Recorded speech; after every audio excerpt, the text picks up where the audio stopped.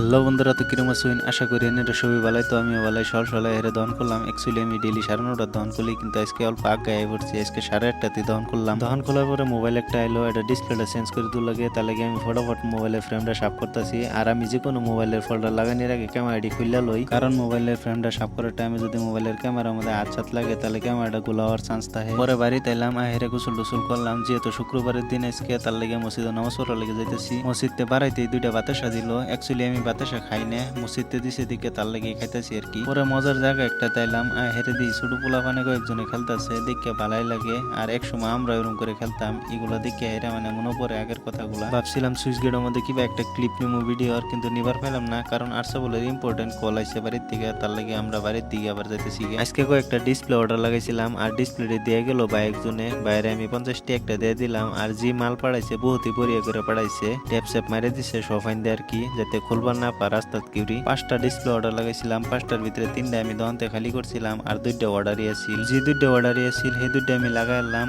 আর আজকের মিনি ব্লগটা এত নিয়ে আসিল। নতুন একটা মিনি ব্লগের লগে দেখা হবো। আজকের লাগে এত নি, বাই বাই।